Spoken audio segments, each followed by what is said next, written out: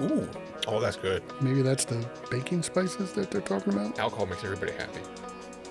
And that sentence is why we'll never have sponsors.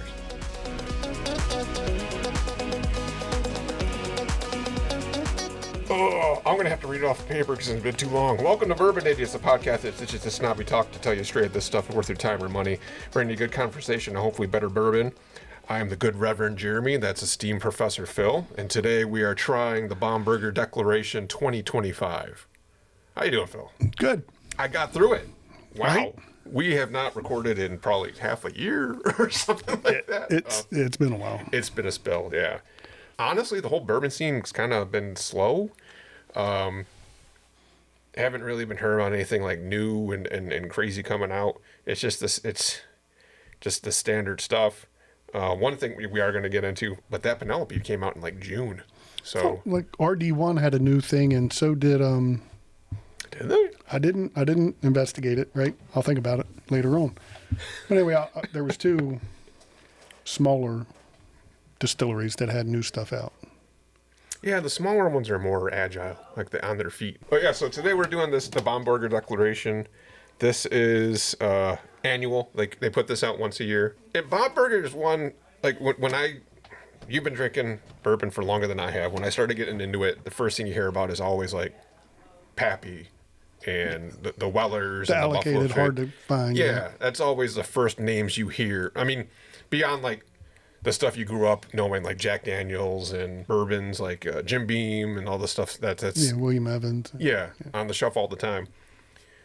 Bomberger to me is like when you start branching out past like the big names, like after you hear about the Pappy and all that stuff, and then you start hearing about, oh, there's this other allocated that is not on the shelf for long when you go there. And Bomberger is one of those where when you start getting into that territory, but it's Michter's.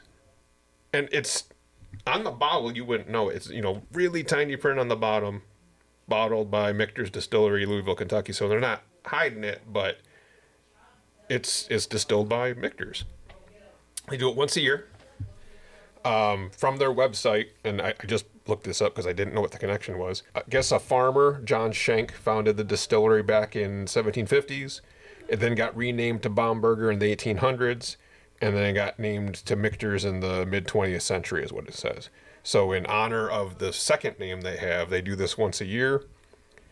And I don't know how to say this word because I was looking up the age of it. Chinkapin? Chinkapin? Yeah, Chinkapin oak barrels that are, and they seasoned, the barrels are seasoned 18 months, 3 years, 4 years, and 5 years. I don't know if that means like they put the bourbon in there for that long? No, I think that means that the barrels, once made, are sat like out in the weather or in the warehouse, seasoned, like year after year, 18 months or 5 years. Yeah, the wording is just weird. Stay there, kind of like you would do for wood. If you're building like a log cabin or whatever, you want to season the wood before you try to use it because it eliminates shrinkage. But when talking about bourbon and your age statement, there's no age statement on here. This is the 2025 release, bottle 972 of 2445, and a batch number, 108 proof, no age statement, small batch. But it's weird to me to say like the barrel was that old before we put the bourbon in it, but not talk about how long the damn bourbon was in there for. That just doesn't compute to me. Is it a blend? I think it means it's a blend of those. A blend of 18-month, 3, 4, and 5 year? Or a blend of those barrels? I don't know. All I could find based on their website. Here you go, sir. And the website also has a lot of chocolate, floral, berries, salted caramel, baking spices, decadent layers. I'm going to give you straight what we get off of this. I don't get 108 proof. Mm-mm. And, like, it's got a sweetness, and I'm not saying it's weeded. You know what I mean? But there's a sweet aroma to it. Maybe that's the baking spices that they're talking about? Maybe. Caramel? And normally I don't like to fill your head with things and mention the notes before we try, but they mention pretty much every goddamn flavor out there. Right. I think the only thing they left out was... It's vague. Yeah. Baking spices is really vague. Floral, berry, chocolate. The only thing they didn't mention in there was banana. But everything else is... But yeah, it is a kind of... I get no proofing on the nose. Damn, even aggressively swirling it, and we're using Kenzie glasses today for this one instead of Glencairn. Even on a hard swirl, I don't get proof. It's not we're not doing the neck pour of the bottle. If you're watching the video version, it's about halfway down. So we have tried this before. I wouldn't, but it's not old. We got this year. Ooh, oh, that's good. I get like a dry up front, woody, still going. Then it goes like fruity a little bit. Yeah. In the middle, and finish. A little bit of numb mouth. That's where I'm starting to get the proof. A little bit of numb mouth at the end. Yeah, I kept it in there and swirled it around for a little bit. It is complex. I mean, I will give them that. It is a lot of different flavors. I don't know. It's rich and decadent. I don't know about that. None of them are like jumping out overly. You know what I mean? Yeah, it's not like slapping the face wood or but yeah, I will agree. It is complex. Lots of layers. I'm still not getting proof. Going into my second, still not getting proof on the nose, but I did get a burn up front. Oh, I didn't bring a palate cleanser down. I'm fucking the whole thing up. Oh, I got one. Whatever. Well, okay. Last time you had that thing, didn't you have Jack in it as your palate cleanser? You had like a high proof. That's all I remember. 133 proof. Something Yeah. like that. Jesus. 133.3. I showed you the bottle because you were like, no, it's not that high. Oh, yeah, it is. So, wow, we got right to it. We're already tasting. We're not even 10 minutes in. Got room to gab a little bit. So, Phil, he's got this same barrel that we got him from RD1. Did you ever figure out what the hell you put in that barrel? Yeah, it was all the 107, 108 proof from the distillery in Virginia, Morgantown. And I put 1.5 bottles of 107 proof, same flavor. A bottle of 108, that was not a cognac barrel, but a Japanese Takaki or... Oh, yeah. I know the word it's in my head, but I can't say it either. TOJ something. Yeah. Bottle of that. No, that's And yeah, so 2.5, a little over 2.5 bottles I put in there. We only yielded a bottle. How long did you have it in there for? A long time. But that stuff came out like lighter fluid. It was dark. It was good flavor. Oh my God. We were comparing it on the table to other. It was dark. It was so... I thought I was going to go cross-eyed at your dinner table. It was strong. It was good. It was strong. We had to water it down, dilute it, Yes. proof it down, I guess you could say, you know. Yeah. Professor Phil came out. We got the graduated cylinder. I'll throw a picture in there. I took a picture of him, actually. And we did, 3-1 is what we figured out. Yeah. And then it became, like, palatable. But it was good. It was still good, watered down, but high. Whew, it was strong. It was damn strong. And I don't get it. I don't get how you put 107 proof in there. Just the evaporation. Well, like when they distill and fill the barrel, there's a maximum limit of proof that they can put into the barrel. I think it's 125. I could be wrong. It's high. Yeah. Yeah. That they can put in the barrel, and then they have to proof it down, you know, to market it. Mm-hmm. But yeah, that was a fun experiment, Professor. God. Yeah, it was potent. I had to stop. I could feel. I don't know if it's just me, but you The can drink warmth? for a while. No, like if I'm drinking for like half an hour and then it like catches up to me, and then I'm like, oh, I'm down the roller coaster hill. And if I keep drinking, I need to eat. I need to eat right now. I know I can counteract it, but I could feel myself going down the roller coaster. Like, oh, I'm going to throw up in your storm drain again if I don't do something about this right now. I got notes of caramel. I do. After we drink. Yeah, Coming back, I get the floral. Yep. I say caramel because I'm a I say heathen. caramel. You say it correctly. I don't. I'm from Western New York, where I say pecan instead of pecan. Like, no, it's not a pecan. It's a pecan. It's one word, not two. like the best way to sum up, like ask me where I'm going in Canada. Where you going in Canada? I don't know. Toronto, probably. Probably. That's Toronto. You don't say Toronto. It's Toronto, probably. I don't know. That's a typical Western New York sentence. But yeah, floral caramel. Still no proof on the nose. Yeah, the floral taste comes out a little bit. I think we already said that. Floral, sweet, wood. I get a wood boom. Yeah, I've kind of God damn, there's like a chocolate aftertaste. stopped talking about the wood taste because it's in a freaking oak barrel. They're all going to Yeah. taste like wood, but some are more prevalent. You know what I mean? Some are so damn sweet though. Like when we And oaky, the tannins. yeah, like going back to our Driftless Glen when we did this head-to-head Driftless Glen weeded versus Weller 12, which now I can't drink. Weller 12 still tastes like cough syrup to me now. Yeah, I fucked myself up. Like one of the ones that That are was like my top 5, top 3 maybe. Now I tried going back to it without a comparison, and it's all cough syrup. Now, it's so sweet. There's no wood. Like to what you were saying about the wood, I get no wood from Weller anymore, and that's your tastes are gonna change. Like if we're leaning towards the rise. Like we're interested Yeah. in trying more. You know? and that's the progression. Like when we're in line at events and you're talking to people, they all go rye, and we're like, no, we're going there.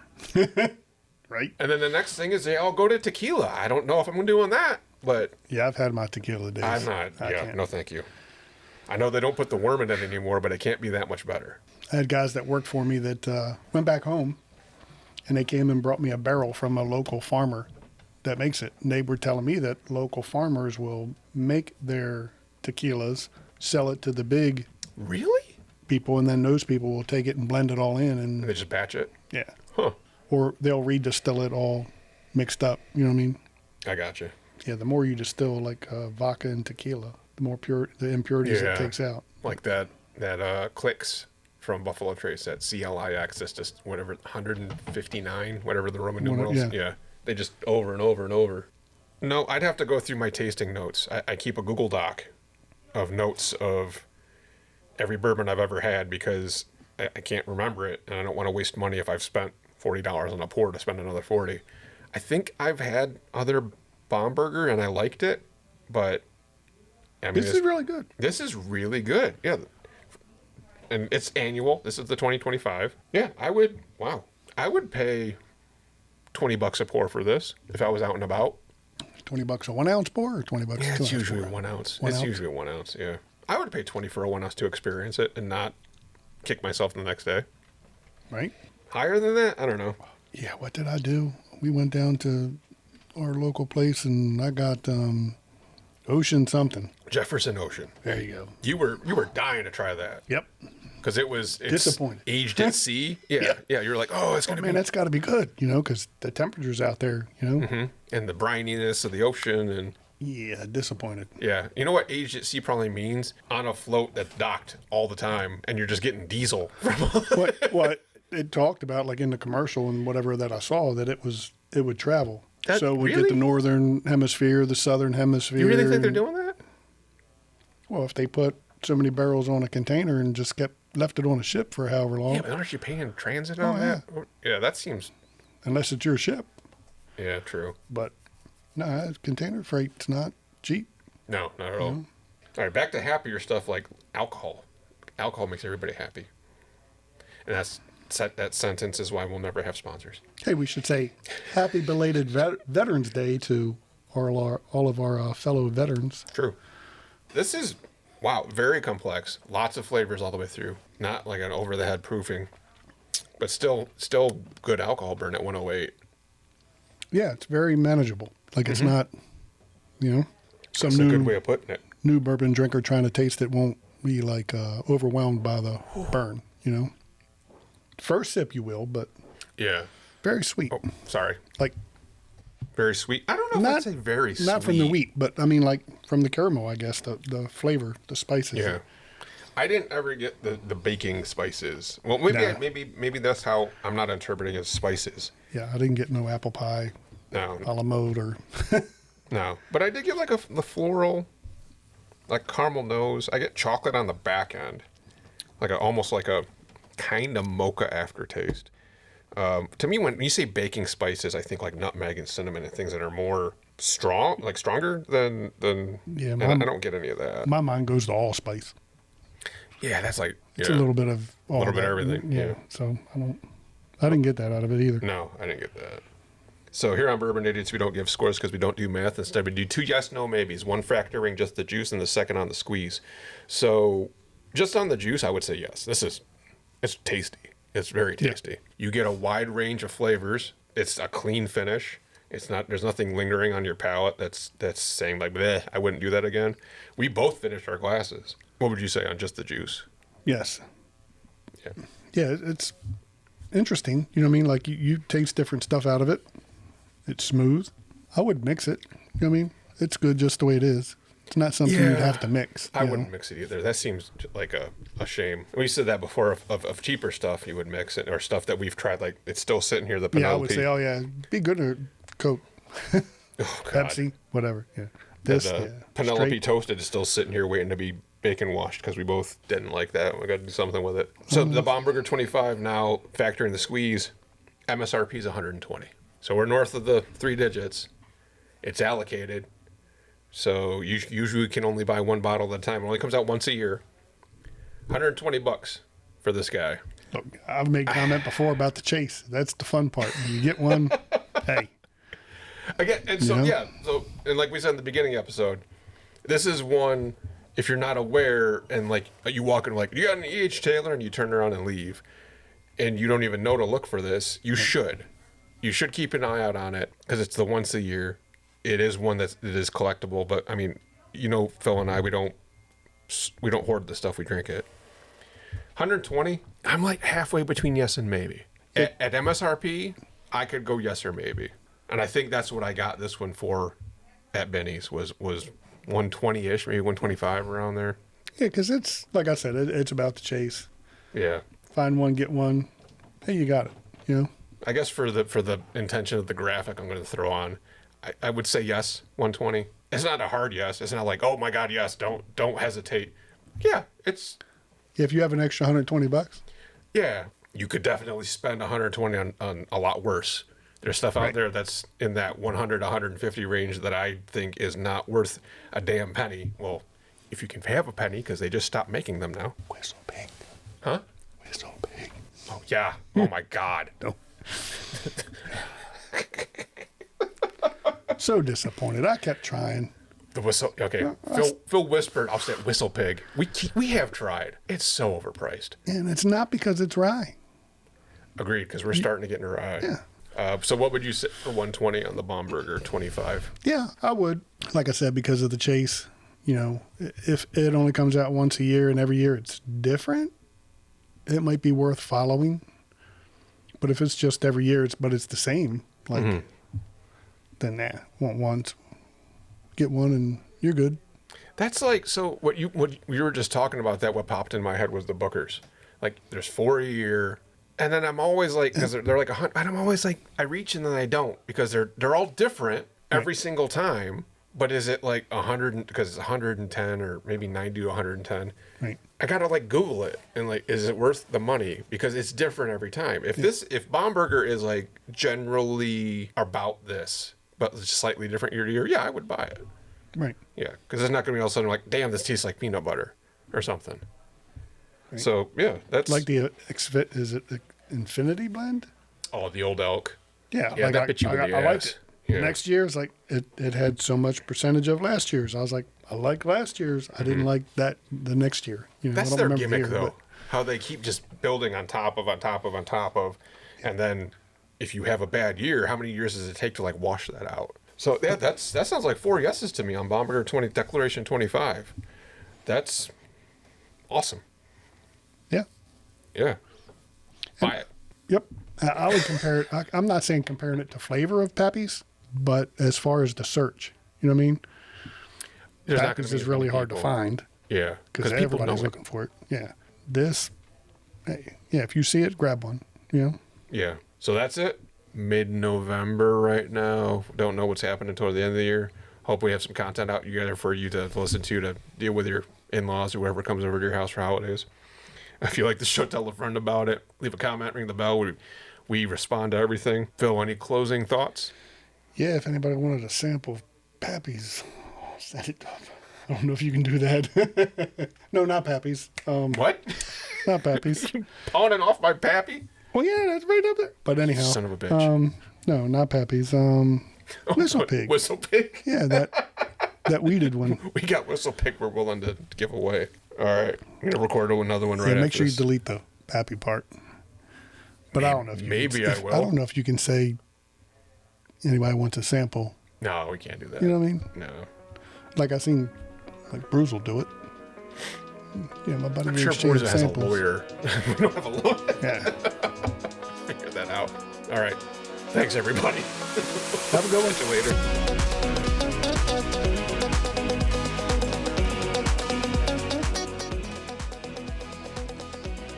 You get Taste rye in it. Yeah, that's fine. He said, I don't have rye in it. I didn't have the heart to tell him it was a blend and had rye in it. Yeah. Read the bottom, the fine print Oh, underneath. there you go. Yeah, Malt Rye and Tennessee whiskey. Yeah.